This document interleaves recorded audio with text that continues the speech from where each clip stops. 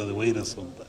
ಈಗ ನೆಕ್ಸ್ಟ್ ಇದು ಇನ್ನೊಂದು ಸ್ಟೆಪ್ ಏನು ವಾಯು ಗಾಳಿಯಿಂದ ಬರುವಂಥದ್ದು, ಅದು ಬಂದು ಮಾನಸಿಕ ವಾಸ್ತೆ ತರುವಂಥ ಕಾಯಿಲೆ ಇದೆ. ಅದ್ರ ಬಗ್ಗೆ ಇನ್ನೂ ಒಂದು 2-3 ತಿಂಗಳು ಕಳೀಬೇಕು ಅದರಲ್ಲಿ. ಅದು ಒಟ್ಟು ಮನುಷ್ಯ ಎಚ್ಚರವಾಗಿದ್ದು ಆರೋಗ್ಯ ಕಾಪಾಡ್ಕೊಂಡು ಸ್ವಚ್ಛತೆಯನ್ನು ಕಾಪಾಡ್ಕೋಬೇಕು ಮನುಷ್ಯ. ನೈರ್ಮಲ್ಯವನ್ನು ಕಾಪಾಡ್ಕೋಬೇಕು, ಅದು ಭಾಳ ಮುಖ್ಯವಾದ್ದು. ನಾವೇನು ಹೇಳಕ್ಕೆ ಹೋಗೋದ್ರ ಬಗ್ಗೆ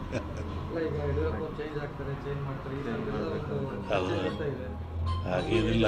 ಮೊನ್ನೆ ಗ್ರಹಣಗಳು ಎಲ್ಲ ಬಂತಲ್ಲ, ಇದು ಭಾರತ ಕಂಡ ಜಗತ್ತಿನಾದ್ಯಂತ ಇದ್ರ ಭವಿಷ್ಯ ಅಂದರೆ ರಾಜಕೀಯ ವಿಪ್ಲವ ಅಂತದೆ. ಅಮೇರಿಕಾದಲ್ಲಾಯಿತು ಮತ್ತು ಎಲ್ಲ ಕಡೆ ಅಟ್ಲಾಗ್ತಾ ಇದೆ. ರಾಜಕೀಯ ವರ್ಗದ ಬಗ್ಗೆ ವಿಪ್ಲವ ಅಂತ ಹೇಳ್ತಾರೆ.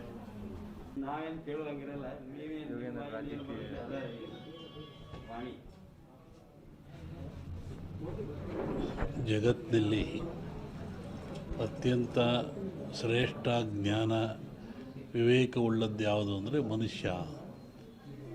ಮನುಷ್ಯನಿಗೆ ಬುದ್ಧಿಶಿ ಇದೆ, ಜ್ಞಾನ ಇದೆ, ತಿಳುವಳಿಕೆ ಇದೆ ಅಂತ ಹೇಳ್ತಾರೆ.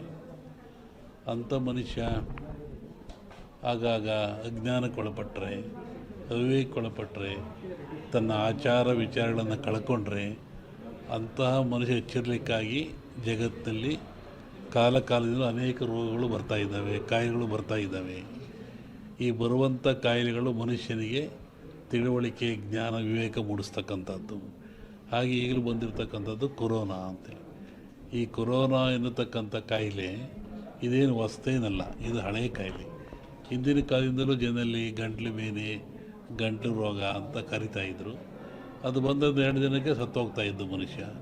ಶ್ವಾಸಕೋಶಕ್ಕೆ, ಗಂಟ್ಲಿಗೆ ಬರುವಂಥ ಕಾಯಿಲೆ. ಇದು ಯಾತ್ರಿಂದ ಬರುತ್ತೆ ಅಂತ ನಾವು ಸ್ವಲ್ಪ ಯೋಚನೆ ಮಾಡಿದರೆ, ಸ್ವಚ್ಛತೆಯನ್ನು ಮನುಷ್ಯ ಕಳ್ಕೊಳ್ತಾ ಇದ್ದಾನೆ. ಆರೋಗ್ಯ ಅಂದರೆ ಸ್ವಚ್ಛತೆ ಅಂತ. ಆ ಕಳ್ಕೊಳ್ಳೋದ್ರಿಂದ, ಸ್ವಚ್ಛತೆ ಶುದ್ಧ ಇದರಿಂದ ಮನೆಯಲ್ಲಿ, ಹೊರಗೆ, ಒಳಗೆ ಎಲ್ಲ ಕಡೆ ಕಳ್ಕೊಂಡ್ರೆ ಕಾಯಿಲೆ ಬೆನ್ನಿರ್ತಾ ಇದೆ.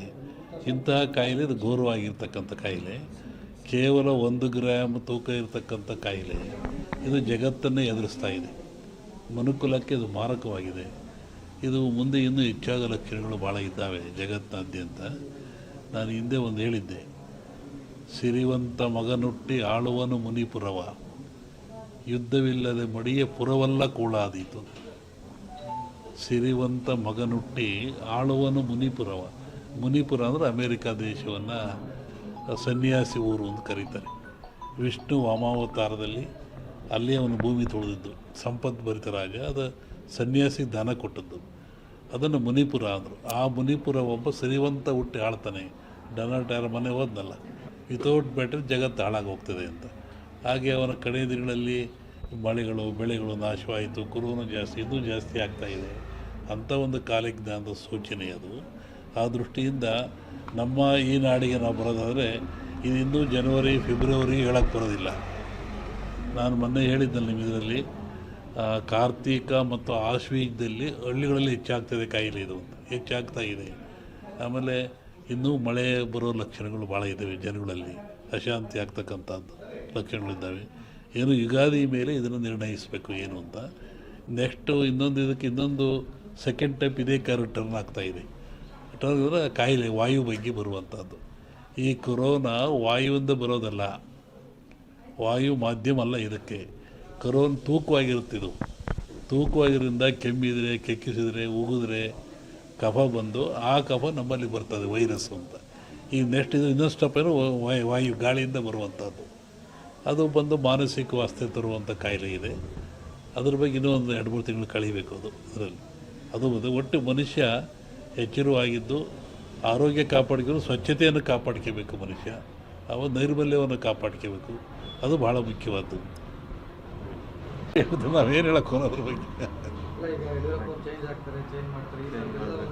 ಅದು ಹಾಗೇನಿಲ್ಲ. ಮೊನ್ನೆ ಗ್ರಹಣಗಳು ಎಲ್ಲ ಬಂತಲ್ಲ, ಇದು ಭಾರತ ಕಂಡ ಜಗತ್ತಿನಾದ್ಯಂತ ಇದ್ರ ಭವಿಷ್ಯ ಅಂದರೆ ರಾಜಕೀಯ ವಿಪ್ಲವ ಅಂತದೆ. ಅಮೇರಿಕಾದಲ್ಲಾಯಿತು ಮತ್ತು ಎಲ್ಲ ಕಡೆ ಅಟ್ಲಾಗ್ತಾ ಇದೆಯಲ್ಲ, ಹಾಗೆ ಇಂಡಿಯಾನೂ ಸೇರಿದಂತೆ ಜಗತ್ತಿನಾದ್ಯಂತ ರಾಜಕೀಯ ವಿಪ್ಲವ ಆಗ್ತದೆ, ಏರಿಳಿತ ಆಗ್ತದೆ ಅಂತ ಒಂದು ಮಾತಿದೆ. ಅದು ಗ್ರಹಣಗಳು ಫಲದಿಂದ. ಅದಿನ್ನೂ ಡಿಸೆಂಬರ್, ಇನ್ನೂ ಒಂದು ಜನವರಿ ಒಳಗೆ ಟೈಮ್ ಇದೆ ಅದಕ್ಕೆಲ್ಲ. ಒಬ್ಬರು ವಿಷಯ ನಾನು ಹೇಳಲ್ಲ, ಜಗತ್ತು ರಾಜಕೀಯ ವರ್ಗದ ಬಗ್ಗೆ ವಿಪ್ಲವ ಅಂತ ಹೇಳ್ತಾರೆ.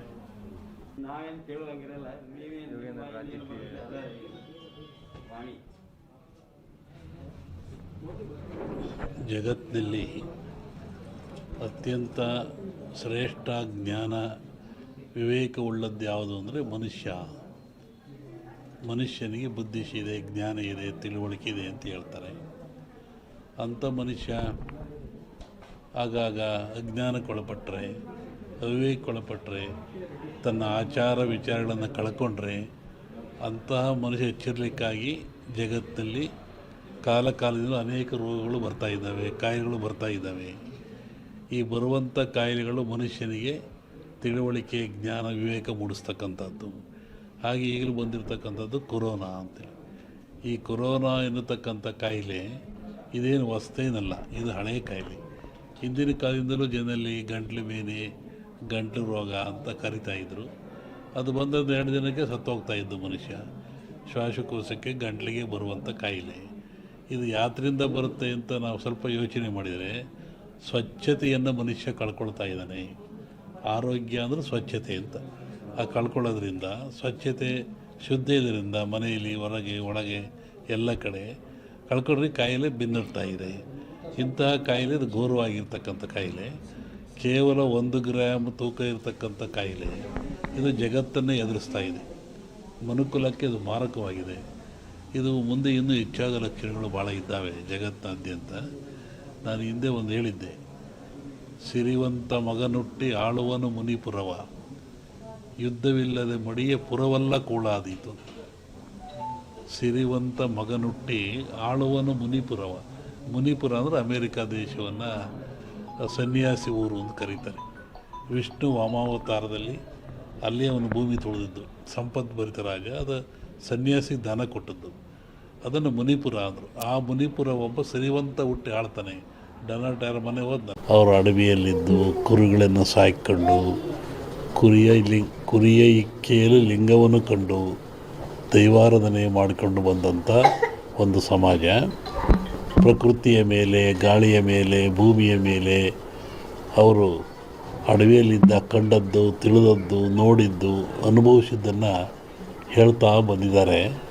ಅದು ಕುರುವಿನ ರಟ್ಟು, ಕೆಲವು ಕಡೆ ಕುರುಬು ರಟ್ಟು ಅಂತಾರೆ.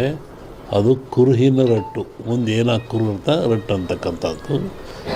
ಹಾಲು ಕೆಟ್ಟರು ಹಾಲು ಮತ್ತು ಸಮಾಜ ಕೆಡಲ್ಲ ಅಂತಾರೆ.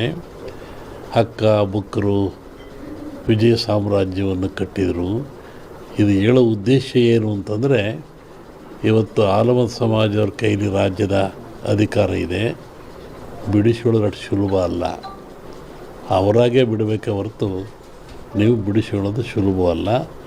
ಮುಂದಿನ ವಿಚಾರ